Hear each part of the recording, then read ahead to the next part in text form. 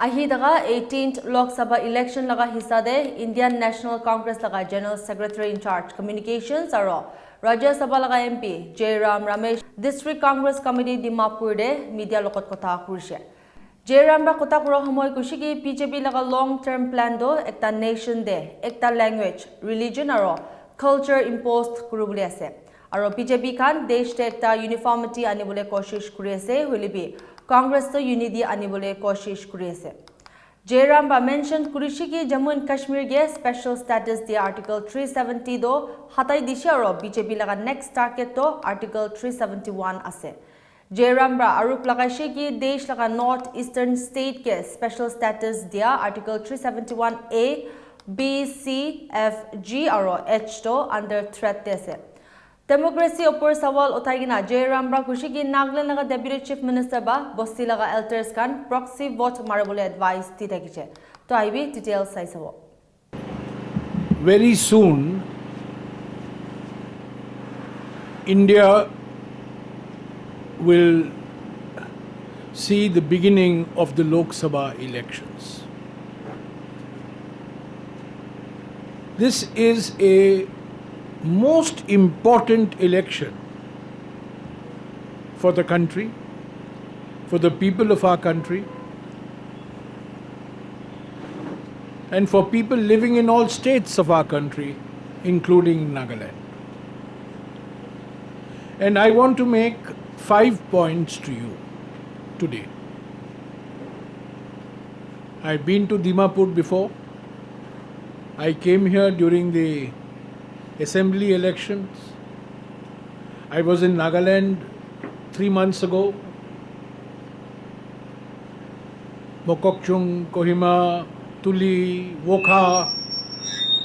I came as part of Bharat Jodo Nyay Yatra, and we traveled for about 275 kilometers. We traveled through so-called roads. There were no roads, but somehow we managed to finish the yatra, and I required Ayurvedic treatment at the end of the yatra. It was NH 37. There was no NH. Hardly any road, particularly the main highway stretch. But that's a separate issue. So the 5 issues I want to raise with you today. First, the BJP, the Prime Minister talks of one nation, one election, one nation, one tax. But the BJP's long-term plan, one nation, one language, one nation, one religion, one nation, one culture. This is the real game plan of the BJP. They want uniformity. The Congress wants unity.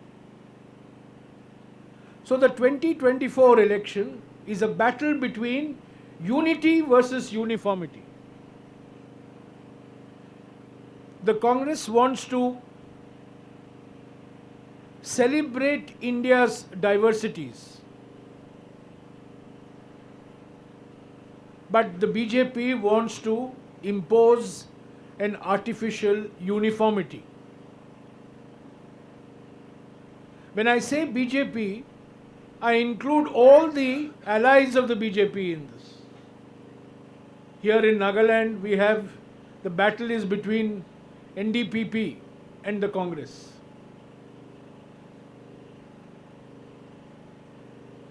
NDPP is not a political party, it's a washing machine. It's the BJP washing machine. And the Congress is fighting this washing machine. So the first point I want to make is, the Congress wants to strengthen unity by celebrating its diversity. The BJP wants to impose artificial uniformity. That is the first issue in the 2024 election.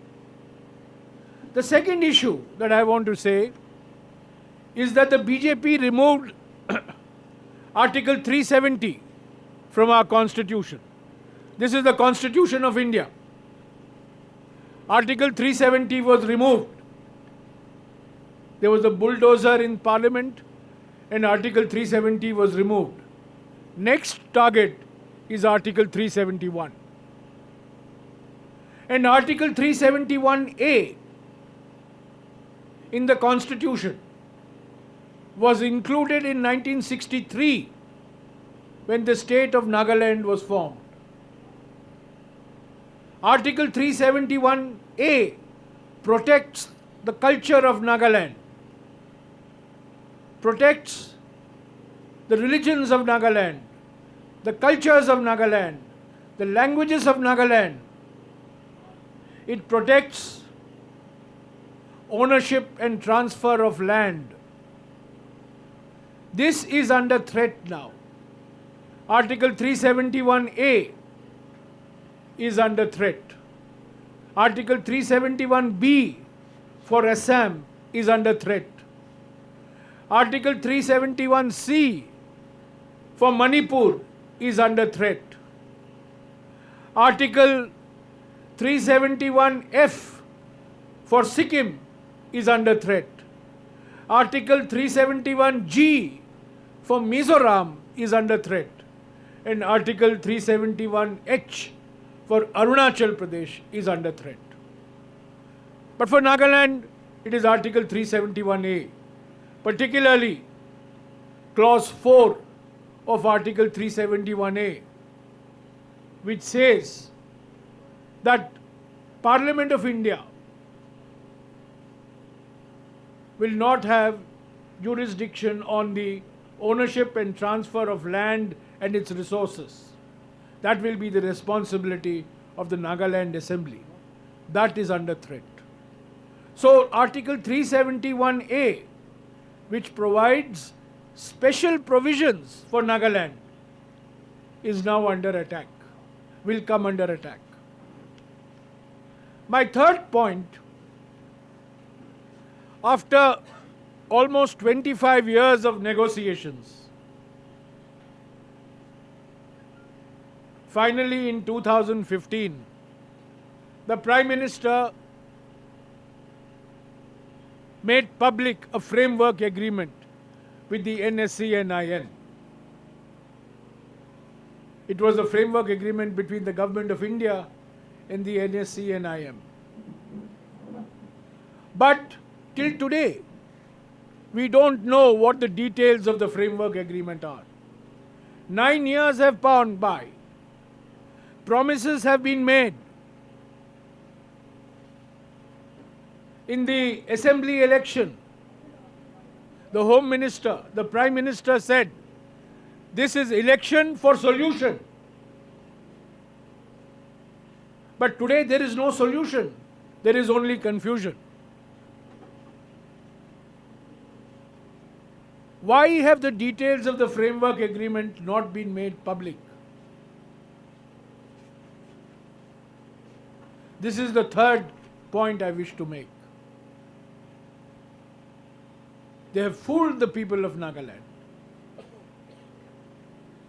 The fourth point I want to make is there is only one issue in this election, and that is jobs for youth. In the last 45 years, we have had the highest unemployment rate for youth in our country. One young person commits suicide every 2 hours in our country because of lack of jobs. There are no jobs. Few people are getting rich. But crores and crores of our youth are unemployed. The real issue in this election is unemployment, jobs. The Prime Minister promised to create 2 crore jobs every year when he got first elected in 2014. He has failed to fulfill that promise. He does not talk about jobs. He does not talk about price rise. He does not talk of economic inequality. He talks only about polarizing our society on the basis of religion. We are fighting this election on the 5 nyayas, the 5 justices, and the 25 guarantees that we have given to the people of our country. Justice for women, justice for youth, justice for farmers, justice for workers, and social justice for all sections of our society, particularly scheduled castes, scheduled tribes, and backward classes. These are the issues in the 2024 election. But you will not hear the Prime Minister speaking about these issues. The first line in our Constitution, the preamble to the Indian Constitution, the very beginning of our Constitution, which became effective on 26th of January 1950. It says, we will give, we the people of India, having solemnly resolved to constitute India into a sovereign, socialist, secular, democratic republic, and to secure to all its citizens justice. First line of the preamble talks of justice, social, economic, and political. So that is the agenda for the Congress party. Justice. Justice for women, justice for youth, justice for farmers, justice for the weaker sections of society, and justice for workers. Finally, the fifth issue that is important: will democracy survive in our country? We have the Deputy Chief Minister of Nagaland who is telling the village elder, please vote on behalf of all the villagers. Is this democracy? All political parties have joined the government. Is this democracy? The only party keeping alive democracy in Nagaland, the only party keeping alive democracy in the Northeast, the only party keeping democracy alive in the rest of the country is the Congress party, is the Indian National Congress. We will never compromise with the BJP. So the future, this election, is for the future of democracy. Will the media be free? Will students be free? Will civil society be free? Nagaland is a state in which civil society is very active. But civil society has become the target of the BJP. They are spreading fear, threatening civil society, intimidating civil society. So this is the real issue in the 2024 election. To summarize, friends, these are the 5 issues. First, the unity versus uniformity. Second, the survival and protection of Article 371A in our Constitution that has special provisions for Nagaland. Third, a permanent peace, a return to social harmony, progress and prosperity. where people can see roads, people can see connectivity, people can move about. Fourth, jobs for youth, where young men and women are engaged productively.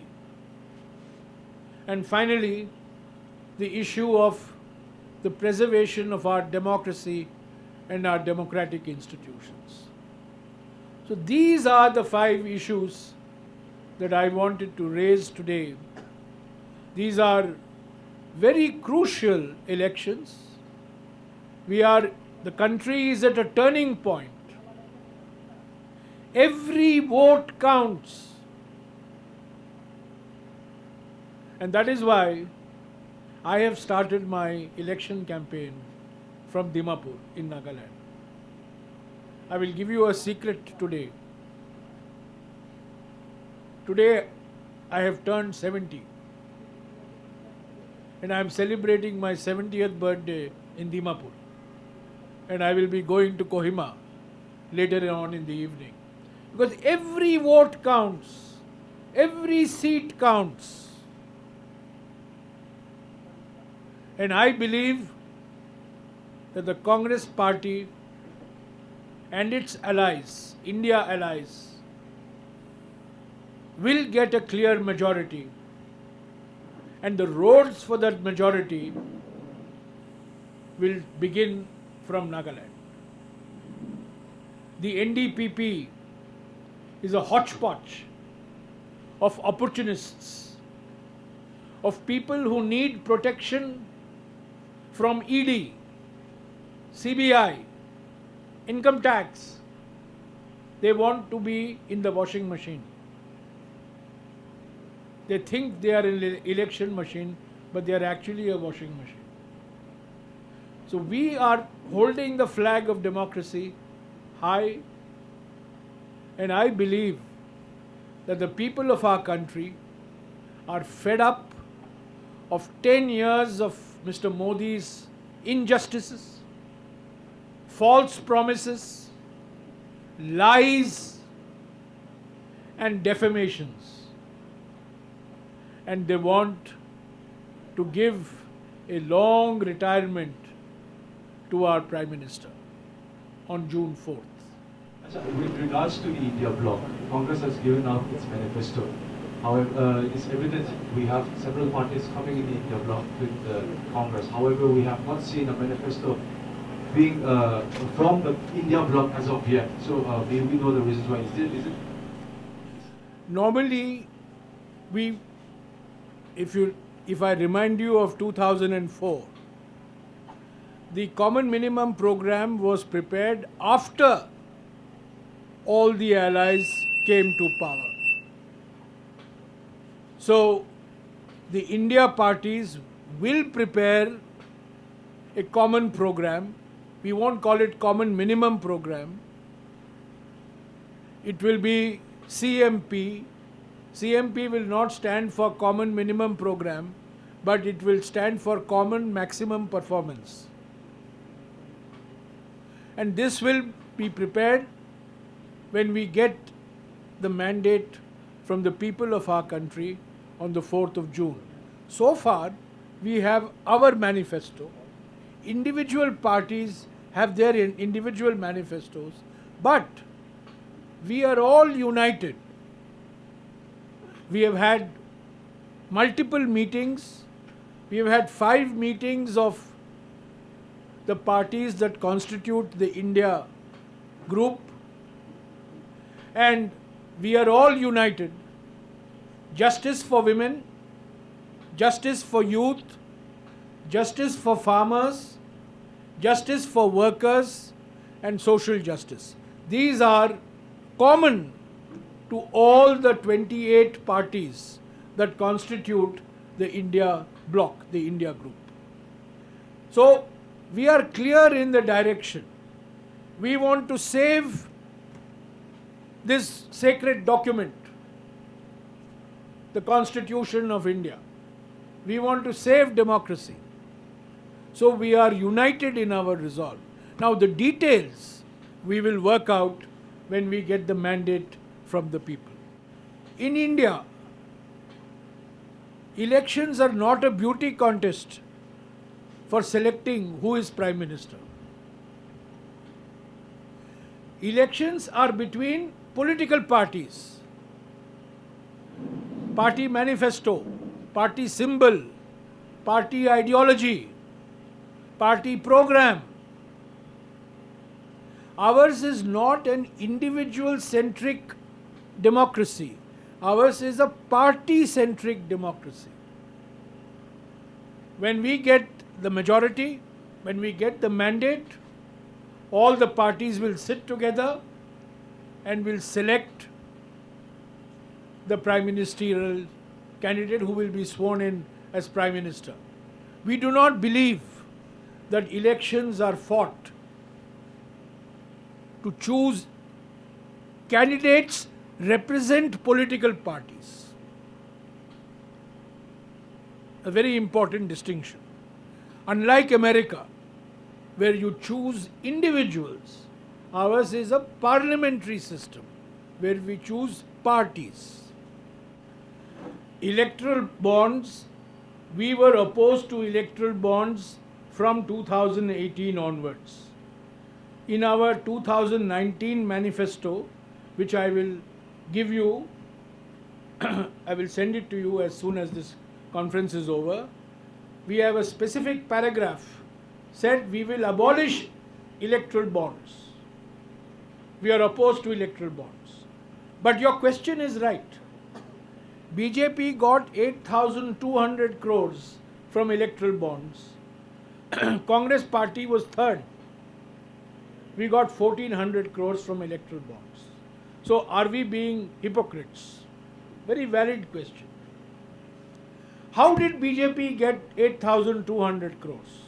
That is the question. Out of 8,200 crores, BJP got about 4,000 crores of electoral bonds by companies who were given contracts to build airports, to build highways, to build bridges, infrastructure projects. They got over 2,000 crores from companies who were subject to ED, CBI, income tax. And they got about 2,000 crores from companies to whom they had given contracts. So there were different ways. Now the Congress party is not in power. We don't have CBI. We don't have ED. We don't have income tax. We are not giving contracts for Dimapur Airport. We are not giving contracts for NH37. This is being given by the government of India, controlled by the BJP. So the electoral bond that has gone to the BJP has gone because of threat, fear, intimidation, and contracts awarded by the BJP government at the center. The people who have given to the Congress are people who have been giving to the Congress for the last 70 years. After all, we are a 135-year-old party. 139-year-old party. I should correct myself. So we are in not a position to threaten people. We are not in a position to award any contracts. We have only two state governments, Telangana and Karnataka, and that is, we have come about only in the last year. That is why the Supreme Court said the electoral bond is unconstitutional. It's illegal and it's unconstitutional. It is the world's biggest corruption racket run by the Prime Minister. You threaten and you get the bond. You give a contract, you buy the bond. So this is how the BJP legitimized corruption. That's what they did. So we are not being hypocrites. Because we don't control the agencies, we don't award contracts, from the center. This is what the BJP has done. Now your first question. Negotiations were resumed in 1997. Mr. Deve Gowda, Mr. Gujral, Mr. Atal Bihari Vajpayee. Actually, they started when Narasimha Rao was the Prime Minister. Then Mr. Deve Gowda, then Mr. Atal Bihari Vajpayee, Mr. Gujral, then Mr. Vajpayee, then Dr. Manmohan Singh. All this resulted in certain ideas that were incorporated in 2013 and which were incorporated in the framework agreement of 2015. The latest document we have is the 2015 document, the framework agreement, without the details. Now that framework agreement reflects this long years of negotiations that took place. As far as I am concerned, the starting point is what was released in 2015. The details of which we don't know. We don't know what the details are.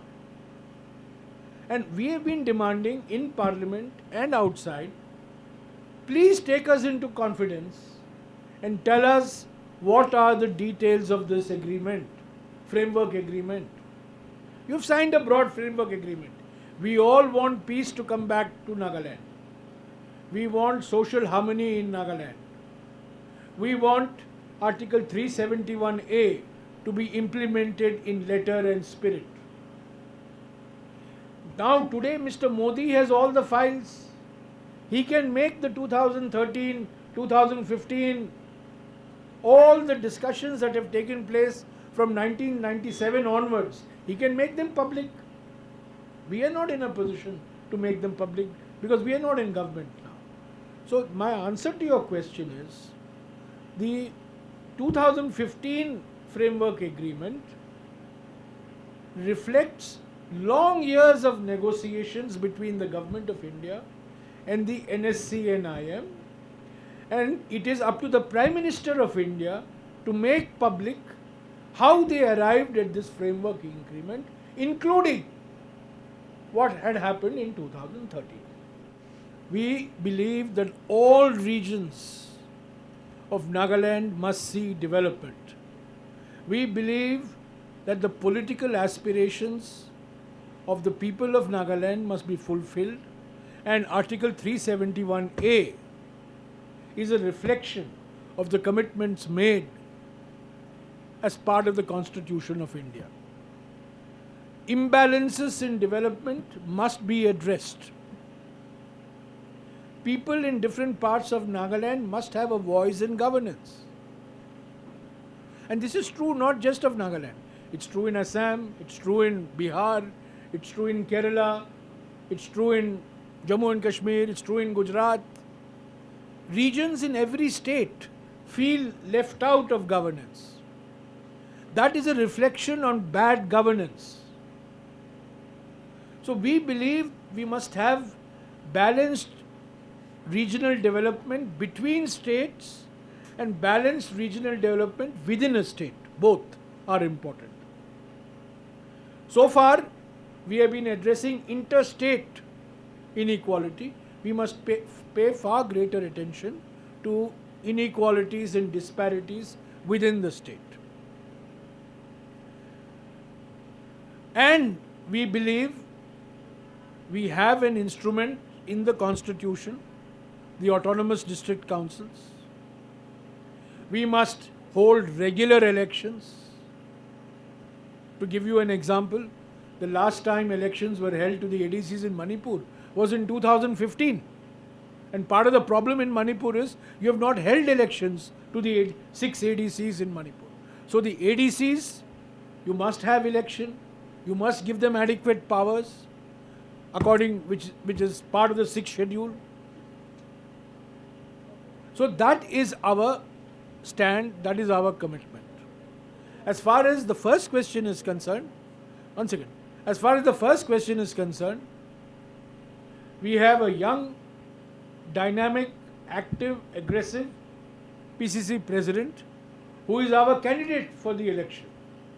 And there can be no greater demonstration of the seriousness of the Congress party in Nagaland than the fact that my friend, my colleague, who was with us in the Bharat Jodo Nyaya Yatra throughout, Subhang Jamir, he is our candidate. So I think people of Nagaland, the youth of Nagaland, are looking to the Congress as an alternative voice. You need an opposition. All parties have become part of the NDPP. What sort of democracy is this? We cannot have a one-man democracy. We cannot have a one-party democracy. So I think we are very serious, and the fact that Mr. Jamir is our candidate, our PCC president is the candidate, shows that the Congress is very serious. I have told you that the Congress party believes that we must restore the rule of law and democracy in Nagaland. All voices must be heard. Grievances must be listened to. Their aspirations must be fulfilled. We cannot have a few people running the state of Nagaland. And I think all these voices that you are hearing is a reflection of the fact that large sections of society feel that their voices are not being heard, that they don't matter, that only a few leaders who have connections to the Home Minister and the Prime Minister matter. Now, sir, my question here is, if by chance the Congress loses here in Nagaland with the Lok Sabha seat, fighting against PTA government, not forgetting the 60 elected legislators, would you attribute the loss also to the corruption, especially when the likes like of Deputy CM is encouraging corrupt practices? Or what is the Congress doing? Would you put up any legal complaints against the Election Commission on regard with the statement he has given? By 5 p.m. we are filing our complaint to the Election Commission. I will send you a copy of the complaint. By 5 p.m. we have just dictated the complaint. We are filing a formal complaint with the Election Commission against the Deputy Chief Minister of Nagaland. It is a corrupt practice. It's an anti-democratic practice. I know village institutions have a special role in Naga society. I respect that role. But a democracy is based on one person, one vote. I don't want to know whom you have voted for, as long as you voted for somebody. That is the spirit of democracy. And for the Deputy Chief Minister of Nagaland to go and tell the village elder, you don't have to bother, you just vote on behalf of all the villagers. It's a corrupt act, it's an anti-democratic act, and we will be approaching, today by 5 p.m., we will be filing a formal complaint with the Election Commission. The BJP government did, Modi ji did the Look East policy, then the Act East policy. So they're just looking at the East and then acting on this now, fencing it, considering he wanted to have trading with Southeast Asia, but then he's he's fencing the border. This question should be asked of the Chief Minister of Nagaland. Why has he not been able to influence the Prime Minister and the Home Minister? Why? After all, he is part of their alliance. The BJP is very much part of the NDPP. Mr. Rio is very much in bed with the BJP, and the BJP is very much in bed with Mr. Rio. So why is Mr. Rio and his colleagues not been able to influence the Home Minister and the Prime Minister on this issue? It's a sensitive issue. After all, it's a 1700 kilometer long border, and yes, and you have, and I must be the only person who has gone from one end of the border to the other end of the border.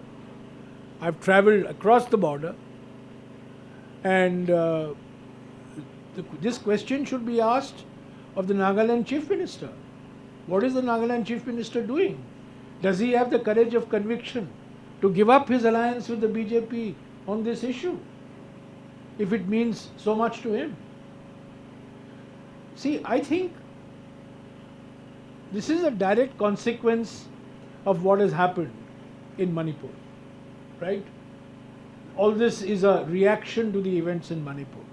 Today we are on the 9th of April. Manipur erupted on the night of 3rd of May, almost 11 months ago. Prime Minister is quiet. He has not come to Manipur. He has not met the Chief Minister of Manipur. He has not met political parties of Manipur. He has not met MPs of Manipur. One MP is his MOA, his External Affairs. He has not met him. He has not met MLAs of Manipur. He had to come to Mizoram for assembly election. He had to cancel, because then people would have asked him, "You're coming to Mizoram, why can't you come to Manipur?" This is the and what has happened in Manipur on the 3rd of May is a direct result of the politics of division, politics of divisiveness, which the BJP practices. What has happened in Manipur is only a trailer. You know trailer? I mean, you see Netflix and Amazon Prime, you see trailers. So what you have seen in Manipur is a trailer. What the RSS and BJP will do in the Northeast. They will divide the Northeast on religion, on caste, on language, on food habits, on everything. And what you have seen in Manipur is just a starting point. So it is for people like Mr. Conrad Sangma in Meghalaya. It is people like Mr. Khandu in Arunachal Pradesh, Mr. Rio in Nagaland, who claim to be great champions of regional pride. Why are they in bed with the BJP? Because the washing machine, no? Because they have to be in that washing machine. If they are not in the washing machine, they will be in jail.